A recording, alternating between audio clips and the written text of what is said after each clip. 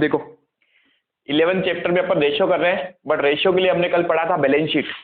Balance sheet आनी सबसे ज्यादा जरूरी है आपको, ठीक है। अगर बैलेंस शीट आपको नहीं आ रही है, एसपीएल का फॉर्मेट आपको नहीं पता है, तो कहीं ना कहीं आपको दिक्कत आएगी, ठीक है। तो 6 चैप्टर हटा तो दिया हमारे सिलेबस में से, लेकिन फिर भी आपको बैलेंस शीट और एसपीएल पढ़ना पड़ेगा, ठीक है। जैसे आज मैं आपको कुछ रेशियो कराऊंगा, उससे ही पता चल जाएगा कि हमें बैलेंस शीट पढ़नी कितनी ज्यादा जरूरी है, ठीक है।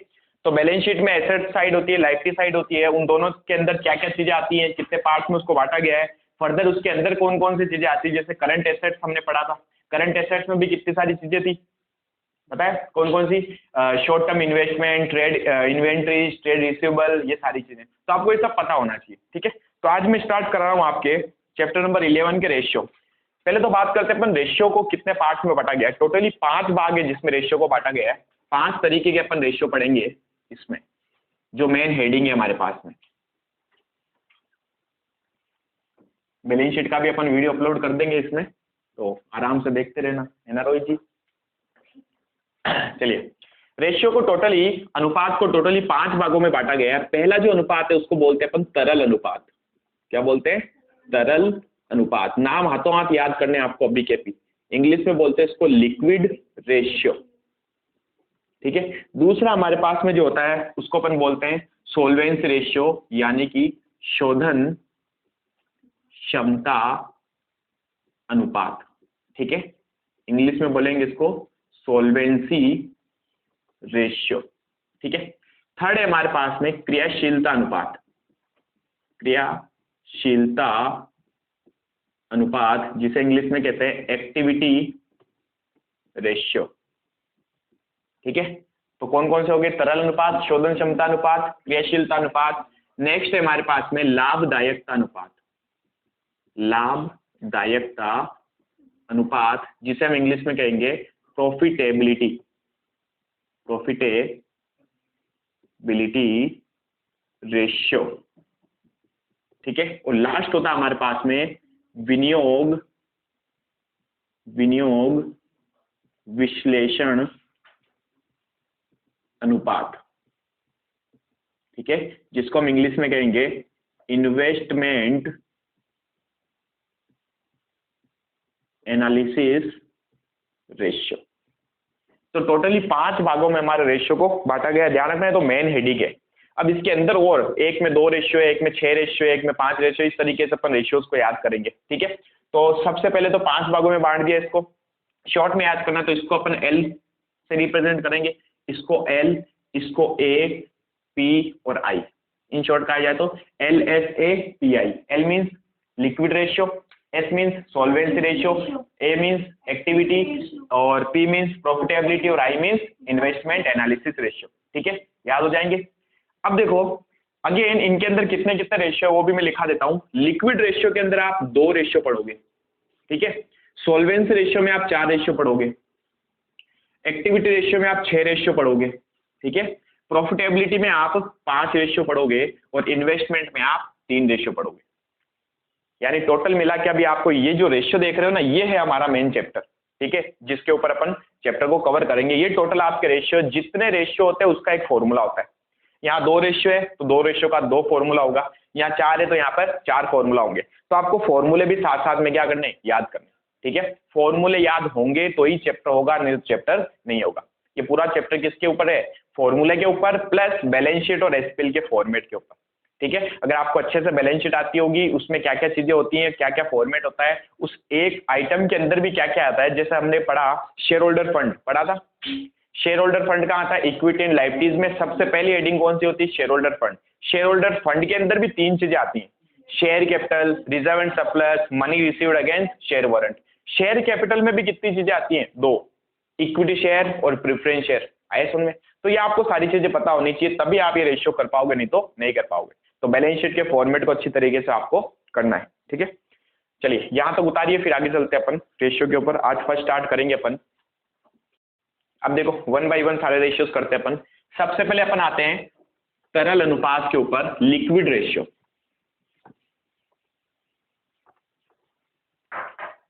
सबसे फर्स्ट लिक्विड रेशियो, ठीक है। इसको मेन हेडिंग डाल देना। इसके अंदर हम 2 रेशियो पढ़ने वाले हैं। पहला अपन पढ़ेंगे रेशियो चालू अनुपात। जिसे इंग्लिश में कहते हैं करंट रेशियो। क्या बोलते हैं? Current ratio. और दूसरा हमारे पास में रेशियो है तरल अनुपात, जो मेन हेडिंग थी, तरल अनुपात, जिसको हम क्या बोल सकते हैं? Liquid ratio. दो तरीके के रेशियो हमारे पास में, ठीक है।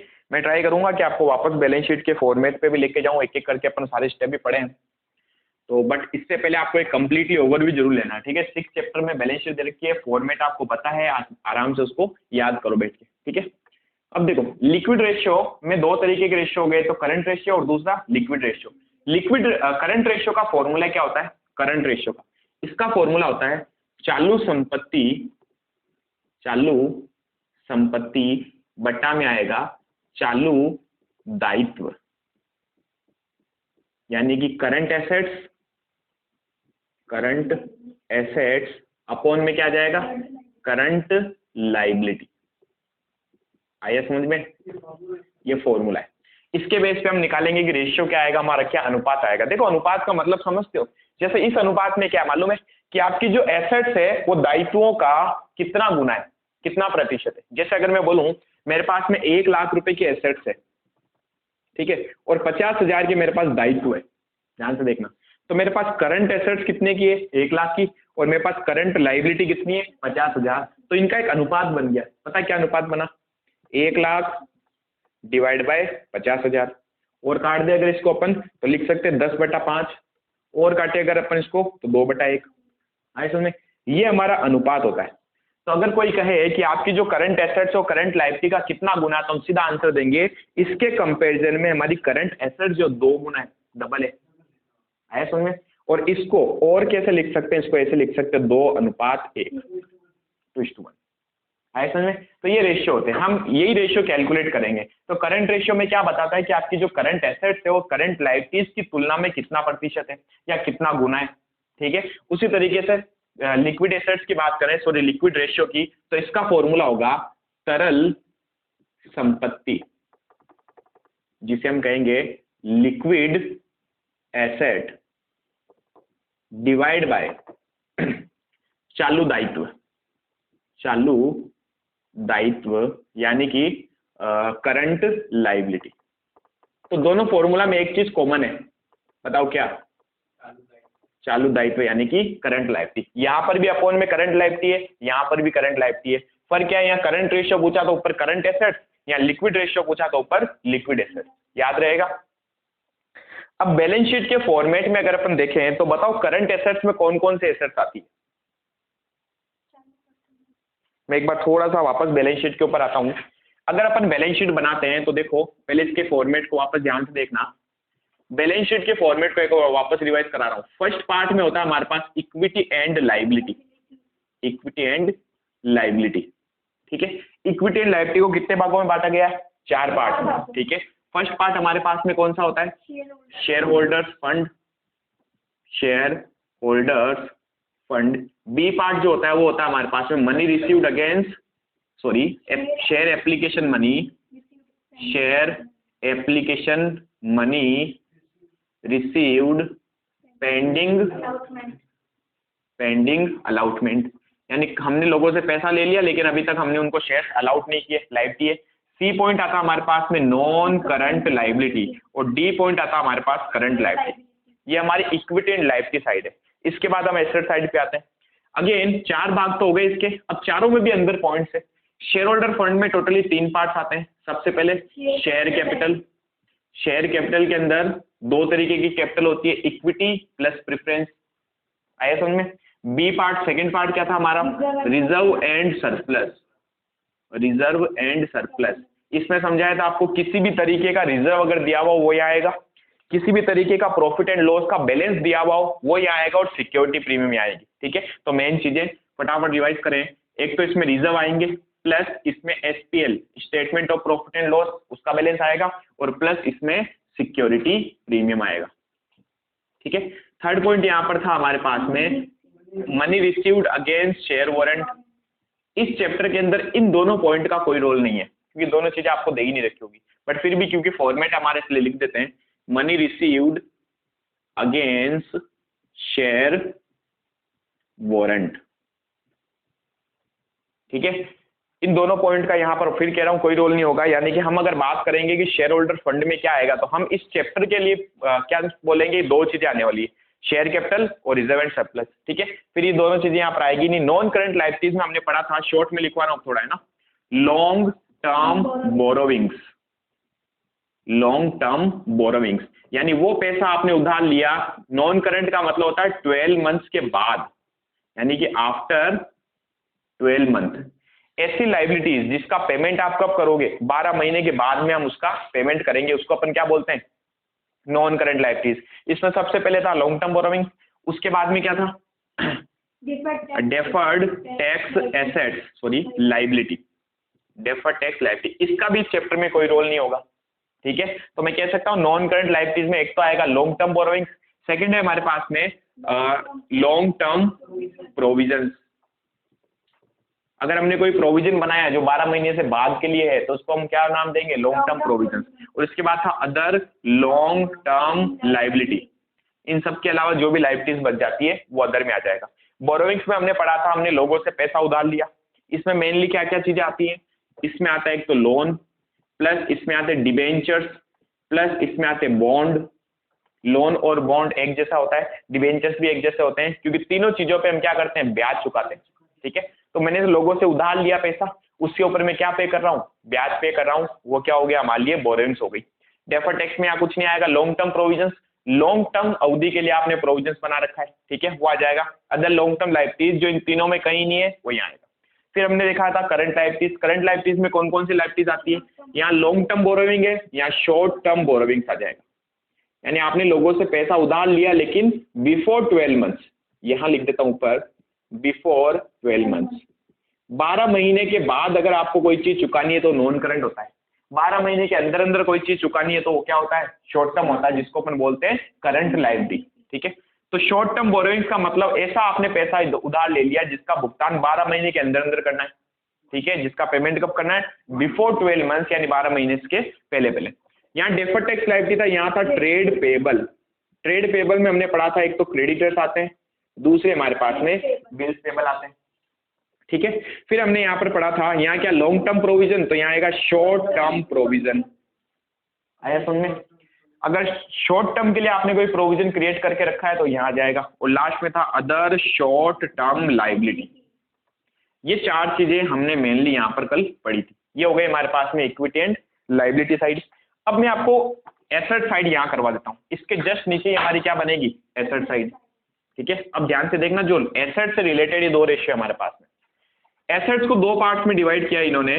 बी पार्ट का नाम हो जाएगा एसेट्स, ए क्या था, इक्विटी एंड लायबिलिटी। इसमें इन्होंने बोला कि हमारे पास में जो एसेट्स दो प्रकार की होती है, एक तो नॉन करंट एसेट्स और बी होती है हमारे पास में करंट एसेट्स। ठीक है, नॉन करंट एसेट्स को भी इन्होंने कितने पार्ट्स में बांटा, फिक्स्ड एसेट्स। ठीक है, फर्स्ट पॉइंट।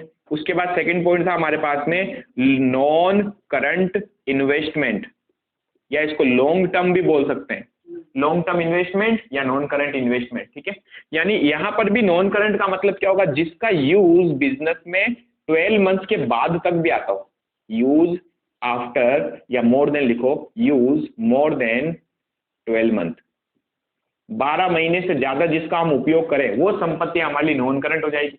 और ऐसी संपत्तियां जिनका यूज लेस देन 12 मंथ आए, 12 महीने के अंदर अंदर जिनका यूज हो जाए और वो एसेट्स क्या हो जाए, खत्म हो जाए 12 महीने में ही, उसको हम बोलेंगे करंट एसेट्स। फिर हमने कहा फिक्स एसेट्स आ गई, फर्स्ट पॉइंट। दूसरा पॉइंट आ गया non current investment.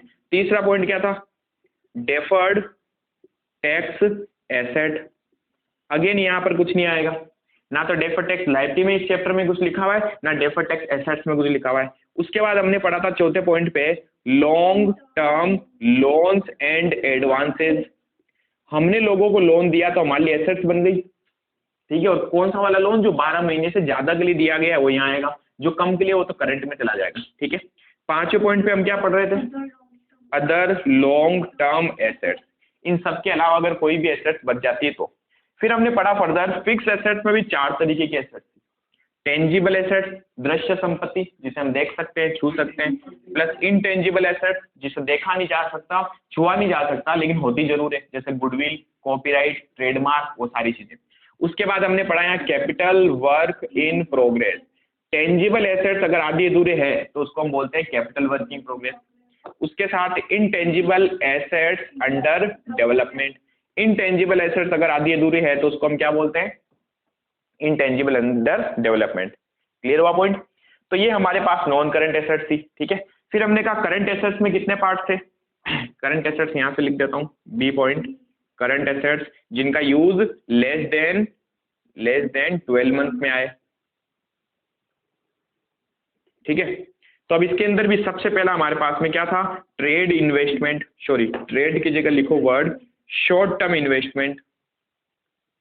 Short term investment, देखो यहाँ क्या था ऊपर, नॉन करंट इन्वेस्टमेंट। क्या मैं इसको लॉन्ग टर्म इन्वेस्टमेंट भी बोल सकता हूँ? यस, लॉन्ग टर्म या नॉन करंट का मतलब एक ही होता है। लॉन्ग टर्म इन्वेस्टमेंट हो गए या नॉन करंट इन्वेस्टमेंट हो गए, यहाँ पर क्या है शॉर्ट टर्म इन्वेस्टमेंट, यानी शॉर्ट अवधि के लिए आपने पैसा इन्वेस्ट किया, वो यहाँ आ जाएगा। दूसरा पॉइंट यहाँ आएगा इन्वेंट्री।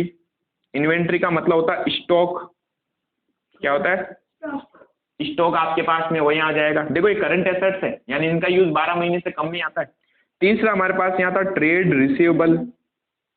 ट्रेड रिसीवेबल जिसमें दो चीजें आती है, डेटर्स और बिल्स रिसीवेबल, ठीक है। फिर चौथे पॉइंट पे था हमारे पास कैश एंड कैश इक्विवेलेंट, नगद और नगद के समतुल्य मानी जाने वाली चीजें, ठीक है। उसके बाद में क्या था next point, cash and cash equivalent हो गया। फिर यहां था long term loans and advances, यहाँ आ जाएगा short term loans and advances, ठीक है। और फिर हमारे पास 6 पॉइंट पे आ जाएगा अदर शॉर्ट टर्म एसेट्स, ये आ जाएगी टोटल एसेट साइड। आया समझ में? ये हमारे पास बैलेंस शीट। ये तो मैंने एक बार ओवरव्यू लिया है, आपको ये इन डेप्थ जाके पढ़ना पड़ेगा, ठीक है, कि हर एक चीज के अंदर क्या क्या चीजें आती है। वैसे तो लगभग हमने यहाँ पर कवर कर ली, ठीक है। इसको याद करना पड़ेगा आपको फॉर्मेट को, क्योंकि मैं जब क्वेश्चन कराऊंगा तो आपसे पूछूंगा, तो आपको सारी चीजें आनी चाहिए। अब ध्यान से देखो हमारे पास में ऊपर फॉर्मूला क्या कहता है, करंट रेशियो बराबर क्या होता है, current assets upon current liability. तो हमें पता है क्या करना है, हमें क्वेश्चन कैसे देगा, वो आपको सीधा नहीं बोलेगा ये करंट एसेट्स है, वो आपको कहेगा हमारे पास 1 लाख के शॉर्ट टर्म इन्वेस्टमेंट है, वो कहेगा 20,000 के ट्रेड रिसीवेबल है, वो कह देगा 50,000 के short term loans and advances है। तो हमें सोचना पड़ेगा ये short term loans and advances क्या है, करंट एसेट्स है। तो इन सबको जोड़ के हमें क्या करना पड़ेगा, करंट एसेट्स में लिखना पड़ेगा। आया समझ में? इसी तरीके से वो करंट लायबिलिटीज में, यानी इसकी जगह क्या लिख सकता है, वो लिख सकता है loan from bank below 6 month, 6 महीने से कम का लोन लिया तो लोन कहाँ जाता है, बोरोविंग्स में। कौन सा लोन है, शॉर्ट टर्म है, तो कहाँ जाएगा, करंट लायबिलिटी में। तो इस तरीके से हमें सोचना पड़ेगा। क्वेश्चन बोल देगा 30,000 रुपए के क्रेडिटर्स है, क्रेडिटर्स कहाँ जाते हैं, ट्रेड पेबल में, और ट्रेड पेबल कहाँ आता है, करंट लायबिलिटी में। समझ पा रहे हो? तो इस तरीके से हमारे पास में क्वेश्चन आएंगे, इसलिए मैंने कहा आपको बैलेंस शीट का फॉर्मेट अच्छे से आना बहुत ही जरूरी है, ठीक है। तो मैं वापस ट्राई करूंगा कि आपको और भी वापस ये चीजें एक्सप्लेन करता रहूं। बैलेंस शीट तो आपने तो उतार रखी है, चलिए ठीक है। यस, सबको जोड़ के करंट एसेट्स में डालना है, ठीक है। तो हमारे पास 2 रेशियो हो गए, दोनों रेशियो लिख लिया आपने। चलो इसके साथ एक और लिख लो, वो रेशियो तो नहीं है बट उसका यूज यहाँ पर आने वाला है, वो होता है कार्यशील पूंजी। कार्यशील पूंजी, कार्यशील पूंजी का मतलब होता है वर्किंग कैपिटल। वर्किंग कैपिटल जो होती है वो होती है कि आपकी करंट एसेट्स और करंट लायबिलिटीज में नेट कितना पैसा लगा हुआ है, उसको हम बोलते हैं वर्किंग कैपिटल। क्या बोला मैंने, नेट करंट एसेट्स और करंट लायबिलिटीज में जो पैसा लगा हुआ होता है उसको बोलते हैं वर्किंग कैपिटल। इसका फॉर्मूला होता है करंट एसेट्स यानी कि चालू संपत्ति माइनस चालू दायित्व। तो ये आ गया हमारा नेट कितना पैसा लगा हुआ है। करंट एसेट्स में से अगर मैं करंट लायबिलिटीज क्या कर दूं, माइनस कर दूं, ठीक है। मैं स्टार्टिंग में पूरा लिखूंगा करंट एसेट्स और ये, लेकिन आगे जाके मैं शॉर्ट वर्ड यूज में लूंगा, ठीक है। तो आपको पूरा ही लिखना है, current asset minus current liability, ठीक है भाई। ये हमारे पास में 3 इंपॉर्टेंट पॉइंट आ गए। तो ये हो गई कार्यशील पूंजी, इसका यूज आएगा जब अपन इसकी कैलकुलेशन करेंगे, ठीक है। अच्छा एक पॉइंट और, करंट एसेट तो समझ में आ गया सर कि जो जो चीज दे रखी होगी उनको जोड़ लेंगे, करंट लायबिलिटीज में भी जो जो चीज दे रखी होगी उनको जोड़ लेंगे। लिक्विड एसेट्स क्या है, अच्छा, एसेट्स का लिक्विड एसेट्स का मतलब क्या होता है? लिक्विड एसेट्स का मतलब होगा ऐसी चीजें जिसे हम इजीली, बहुत ही जल्दी कैश में कन्वर्ट कर सके, वो वाली एसेट्स जिसे हम नगद में आराम से चेंज कर सकें, वो एसेट्स, यानी जिसे हम आसानी से बेच सकें आसानी से, ठीक है, वो हमारी current assets sorry liquid assets होती है।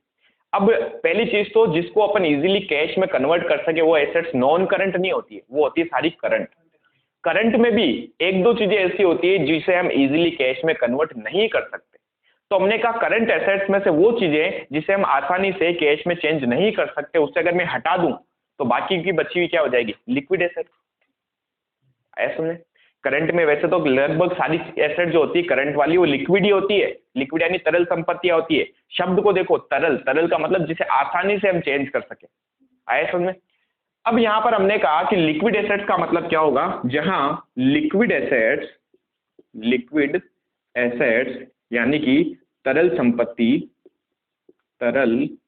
संपत्ति बराबर लगभग सारी करंट एसेट्स क्या होती है? लिक्विड ही होती है, लेकिन कुछ जो नहीं होती उसको अगर मैं हटा दूं तो बाकी जो बचेगी वो कौन सी होगी? लिक्विड। ठीक है, अब वो कुछ कौन सी है? यानी इसका फॉर्मूला बनेगा हमारे पास में, करंट एसेट्स में से अगर मैं वो चीजें माइनस कर दूं, क्या क्या चीजें होती है? एक चीज होती है इन्वेंट्री यानी स्टॉक। हमारे पास कुछ माल पड़ा है, इन्वेंट्री पड़ी है, इन्वेंट्री को हम जब चाहे तब बेच सकते हैं क्या? नहीं बेच सकते, वो तो ग्राहक आएंगे तभी तो सेल करेंगे। ठीक है, तो इसको अपन इजीली कन्वर्ट नहीं कर सकते कैश में। एक चीज और होती है प्रीपेड एक्सपेंस। मैंने किसी को खर्चा कर दिया, एडवांस में पेमेंट कर दिया, वापस लेने जाता हूं तो जरूरी है क्या वो हाथों हाथ दे दे आपको? वो तो कहेगा अगले महीने एडजस्ट कर लेंगे। आया समझ में? तो करंट एसेट्स में से दो चीजें ऐसी होती है जिसे लिक्विड नहीं मानते, तो अगर मैं ये दोनों हटा दूं तो बाकी तो लिक्विड आ जाएगी, तरल संपत्ति आ जाएगी। ठीक है, तो यहां पर क्या हो जाएगा हमारे पास में फॉर्मूला, चालू संपत्ति माइनस इन्वेंट्री को क्या बोलते हैं? स्टॉक या रहतिया, हिंदी में बोलते हैं इसको रहतिया, माइनस प्रीपेड एक्सपेंस यानी कि पूर्वदत्त व्यय। ऐसा समझ में? कोई डाउट यहां तक? पक्का? उतारो, फिर इसके ऊपर प्रैक्टिकल क्वेश्चन करते हैं। अब देखो क्वेश्चन नंबर 1 पे आइए। अच्छा, जरूरी है क्या कि हर बार वो इसके अंदर की चीजें देगा? कई बार वो करंट एसेट्स भी लिख सकता है। ठीक है, करंट एसेट्स लिखेगा तो हमारे लिए उल्टा इजी हो जाएगा। ठीक है, तो पहला क्वेश्चन ऐसा ही है आपके पास। क्वेश्चन नंबर 1 रीड करो, पेज नंबर निकालिए आप 407 407। सीधा न्यूमेरिकल क्वेश्चन पे आएंगे और इसके कुछ एग्जाम्पल मैं आपको होमवर्क करने के लिए दूंगा। जितना हो सके इन क्वेश्चंस को सेल्फ जितना ज्यादा करोगे उतनी ज्यादा प्रैक्टिस होगी। पेज नंबर 407 क्वेश्चन नंबर 1 मिला? जल्दी निकालो। निम्नलिखित परिस्थितियों में चालू अनुपात और तरल अनुपातों का परिकलन कीजिए। Calculate current ratio and liquid ratio in the following conditions. अब देखो क्वेश्चंस में क्या क्या दिया हुआ है आपको, तो इसमें 3 क्वेश्चन पूछे। फर्स्ट अपन करते हैं ए वाला पॉइंट। ठीक है, ए में क्या दिया आपको? Current liability. अब मैं शॉर्ट में लिखूंगा CL means current liability. Current liability आपको दे रखी है 48,000 48,000। फिर आपको क्वेश्चन में इन्वेंट्री दे रखी है, इन्वेंट्री यानी कि स्टॉक 78,000। ठीक है, और फिर आपको दिया वर्किंग कैपिटल यानी WC 96,000। अब हमसे इसने क्या क्या पूछा? एक तो इसने पूछा अपने से करंट रेशियो निकालो, CR करंट रेशियो। ठीक है, चालू अनुपात। क्या फॉर्मूला होता है करंट रेशियो का? Current assets upon current liability. दोनों वर्किंग कैपिटल हो, नीचे वाला आप जो पढ़ रहे हो ना वो बी पॉइंट है। इस क्वेश्चन में 3 क्वेश्चन है, पहले ए पॉइंट को सोल्व करो, इसमें दोनों रेशियो निकालो, फिर बी में दोनों रेशियो निकालो और फिर सी में दोनों रेशियो निकालो। ऐसा नहीं? तो पहले ये मान लो ये 3 क्वेश्चन है। पहला क्वेश्चन ये रहा आपके सामने। ठीक है, सीएल करंट लायबिलिटी कितने की है? 48,000, इन्वेंट्री है 78,000 और वर्किंग कैपिटल 96,000। ठीक है, पहला रेशियो पूछा है करंट रेशियो बराबर क्या फॉर्मूला होता है? Current assets upon current liability. अब देखो इस क्वेश्चन में आपको करंट एसेट्स तो दे दी, सॉरी करंट लायबिलिटी तो दे दी 48,000, करंट एसेट्स का वो आपको अब निकालनी पड़ेगी। ठीक है, करंट एसेट्स में एक फॉर्मूला से निकाल सकता हूं। बताओ वर्किंग कैपिटल का फॉर्मूला क्या था? कार्यशील टिप्पणी नहीं, कार्यशील पूंजी। लेकिन मैं फॉर्मूला पूछ रहा हूं, आप हिंदी से बता रहे हो। वर्किंग कैपिटल बराबर current assets minus current liability. ठीक है, अब ध्यान से देखना, मैं वर्किंग नोट बनाऊंगा। वर्किंग नोट नंबर फर्स्ट हम लिखेंगे, हम करंट एसेट्स कैलकुलेट कर रहे हैं तो करंट एसेट्स के लिए वर्किंग कैपिटल का फॉर्मूला लगाना। वर्किंग कैपिटल बराबर current assets minus current liability.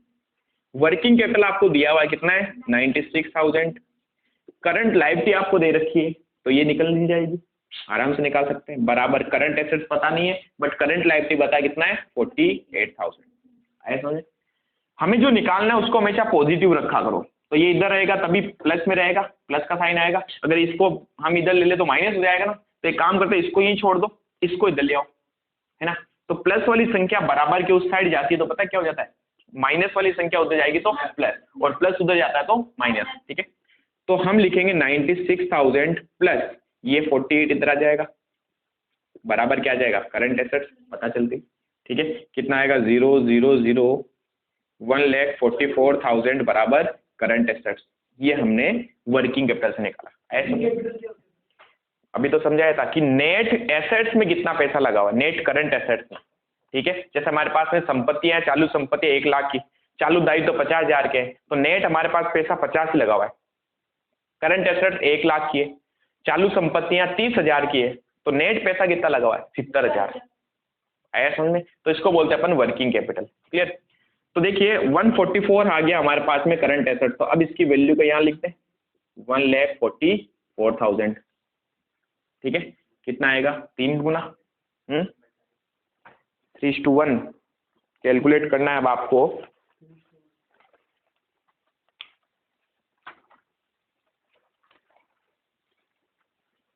Hmm 1,44,000 divide by 48,000, तो देखो यहाँ आएगा, इसका इसमें पूरा भाग जाएगा 3 बार, बटा में आ जाएगा 1, 3/1, या मैं इसको कैसे लिख सकता हूँ और 3 टाइम्स 3 गुना।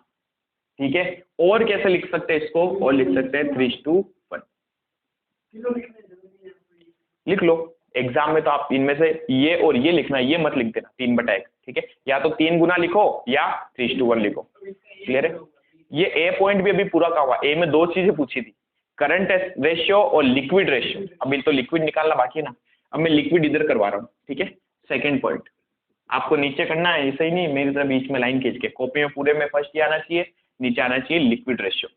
लिक्विड रेशियो का फॉर्मूला होता है liquid assets upon current liability, upon current liability. इसके लिए मुझे क्या चाहिए, देखो मुझे एक तो लिक्विड एसेट चाहिए और दूसरा मुझे चाहिए करंट लायबिलिटी। क्वेश्चन में करंट लायबिलिटी तो दे ही रखा है 48,000, वो तो लिख दे। लिक्विड एसेट्स कैसे निकालेंगे, इसका भी फॉर्मूला था। अच्छा, वर्किंग नोट नंबर 2 सुनो, पहले आप करोगे कैसे, पहले आप इसको करोगे ऊपर वाले को, फिर इसको करोगे, उसके बाद आप वर्किंग नोट उतारोगे फर्स्ट और सेकंड। ठीक है, तो वर्किंग नोट नंबर 2, अब हम क्या निकाल रहे हैं, लिक्विड एसेट्स। लिक्विड एसेट्स यानी कि तरल संपत्ति बराबर फॉर्मूला क्या था, करंट एसेट्स माइनस इन्वेंट्री, और माइनस कर दें अगर प्रीपेड एक्सपेंस, तो क्या जाएगा लिक्विड एसेट्स। प्रीपेड एक्सपेंस नहीं दिया हुआ, जब नहीं दिया हुआ तो ये मानना है वो है ही नहीं। ऐसा नहीं उसको ढूंढेंगे कि सर कहाँ गया प्रीपेड एक्सपेंस, ने तो सोल्व ही नहीं होगा, नहीं दिया हुआ तो ये मानना है वो नहीं है। ठीक है, तो इसको तो मैं 0 लिख देता हूँ। करंट एसेट्स मैंने यहां से निकाली थी, कितनी आई थी 1,44,000 1,44,000 माइनस इन्वेंट्री हमें क्वेश्चन में दे रखी, देखो ये इसीलिए दी थी ताकि हम क्या कैलकुलेट कर सकें, लिक्विड एसेट्स। ठीक है, तो अब देखो लिक्विड एसेट्स आ जाएगी 1,44 माइनस 78, तो 66,000, 66,000 लिक्विड एसेट्स पता चल गई। इसको फॉर्मूला में पुट कर दो। ठीक है, 66,000 डिवाइड बाई 48,000, तो आंसर आएगा 1.375 टाइम्स गुना, या और क्या लिख सकते हैं इसको 1.375:1। लास्ट में तो 1 ही आएगा हमेशा। ठीक है, क्योंकि इसका इसमें भाग देते तो ये तो इतनी टाइम आएगा 1:1। नहीं जरूरी नहीं है ऐसा, कभी ज्यादा भी हो सकता है, हमें तो रेशियो निकालना है। ठीक है, चलिए फटाफट उतारो ये पॉइंट। अब आइए आप पॉइंट नंबर बी में। अब देखो थोड़ा इंटरेस्टिंग, और पॉइंट नंबर बी में आपके क्वेश्चन में कुछ इंफॉर्मेशन गायब है, तो वो मैं पहले लिखवा देता हूँ आपको, अभी बता देते हैं। पॉइंट नंबर बी में देखो क्या क्या इंफॉर्मेशन लिखनी है।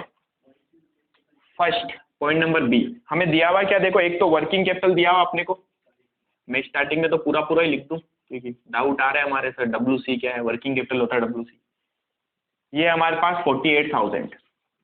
ठीक है, फिर हमारे पास में और क्या दिया हुआ, लिक्विड एसेट्स दे रखी है अपने को, लिक्विड एसेट्स,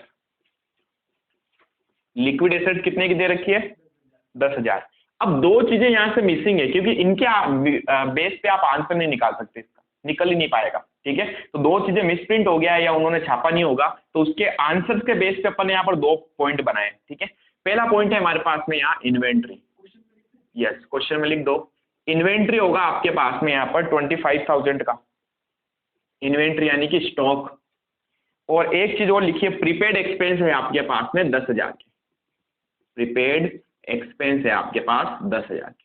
अब इसका आंसर निकलेगा, ठीक है, क्योंकि दो चीज के बेस पे हम आंसर नहीं निकाल सकते थे, नहीं 4 पे निकलेगा यहाँ पर, क्योंकि जो आंसर आया है ना उसके बेस पे अपने को दो चीजें कैलकुलेट करनी, ठीक है। मिस प्रिंट हो गया, बाकी यही चीज होनी चाहिए थी। अब ऐड करनी है। अब हमें इसके बेस पे सॉल्यूशन करना है। हमने क्या क्या पूछा, एक तो उसने पूछा करंट रेशियो, कौन सा रेशियो, करंट रेशियो।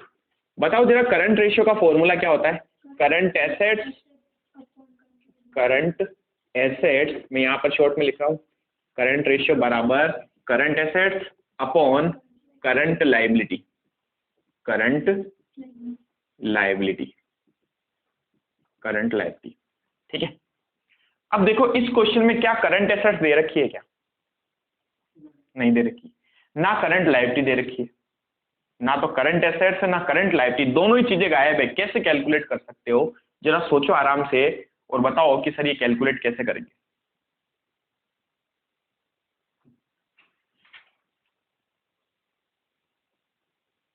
देखो हमें क्वेश्चन में करंट एसेट्स तो आराम से पता चल सकती है, कैसे, वर्किंग नोट नंबर फर्स्ट हम फॉर्मूला लगाएंगे किसका, लिक्विड एसेट्स का। लिक्विड एसेट्स बराबर क्या फॉर्मूला होता है, लिक्विड एसेट्स बराबर, अगर करंट एसेट्स में से मैं दो चीजें माइनस कर दूं, करंट एसेट्स माइनस इन्वेंट्री और माइनस प्रीपेड एक्सपेंस, ठीक है। अब इस क्वेश्चन में देखो आपको क्या दिया हुआ है, आपको लिक्विड एसेट्स दे रखी है, करंट एसेट्स अपने को निकालनी है, ये करंट एसेट्स है, क्या निकालनी, करंट एसेट्स, इन्वेंट्री दे रखी है और प्रीपेड एक्सपेंस भी दिया हुआ है, निकाल सकते हैं।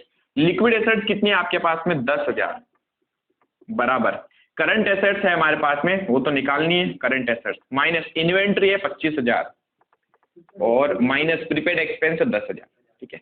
अब मैंने कहा मुझे करंट एसेट्स निकालना है, इसको तो इधर नहीं ला सकते क्योंकि इसको पॉजिटिव रखना है, इन दोनों चीजों को इधर ले आओ, ठीक है। हाँ तो 10,000 प्लस ये 25,000 इधर आ जाएंगे और प्लस ये 10,000 इधर आ जाएंगे बराबर करंट एसेट्स। तो करंट एसेट्स कितना आ गया हमारे पास में, 10 और 10 20 और 25 45,000 आ गई हमारे पास में करंट एसेट्स। एक चीज तो पता चली, यस वो भी निकालनी है, तो पहले करंट एसेट्स तो लिख दें 45,000, ठीक है, डिवाइड में करंट लायबिलिटी वो भी नहीं दे रखी है, लेकिन मैं एक फॉर्मूला से करंट लायबिलिटी निकाल सकता हूं, किससे, वर्किंग कैपिटल से।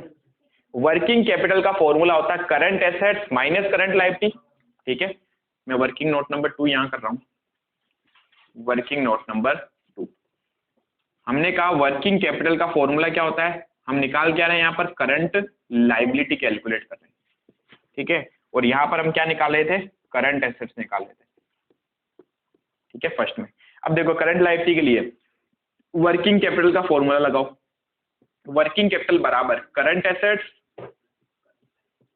एसेट्स माइनस करंट लायबिलिटी, ठीक है भाई। वर्किंग कैपिटल दिया हुआ आपको कितना, वर्किंग कैपिटल 48,000, वैल्यू पुट कर दो 48,000 बराबर करंट एसेट्स कितनी है, अभी अभी हमने निकाली यहाँ से 45,000, 45,000 माइनस करंट लायबिलिटी। अब देखो मैंने क्या बोला कि वैल्यू जो हम निकाल रहे हैं उसको पॉजिटिव रखना हमेशा, तो ये जो करंट लायबिलिटी माइनस में इसको इधर ले आए प्लस हो जाएगा, ठीक है। तो करंट लायबिलिटी बराबर 45,000 और जो प्लस वाला था उधर ले जाए, ये तो गड़बड़ आ गई ना,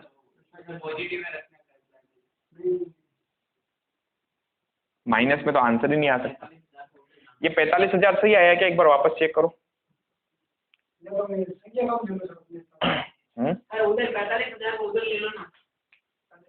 नहीं ये तो वैल्यूज तो यही आएगी, 25,000 होगी और प्रीपेड एक्सपेंस हमारे पास में 10,000 होंगे, ठीक है। Current assets minus current liability, working capital है हमारे पास 48,000। अच्छा बी पॉइंट में वर्किंग कैपिटल तो 40 ही है ना, हमने 48 कैसे लिखा? वर्किंग कैपिटल तो 40 ही है। देखो यहाँ पर है ना, वर्किंग कैपिटल हमारे पास में 48 नहीं है, वर्किंग कैपिटल हमारे पास 40 ही है, ठीक है।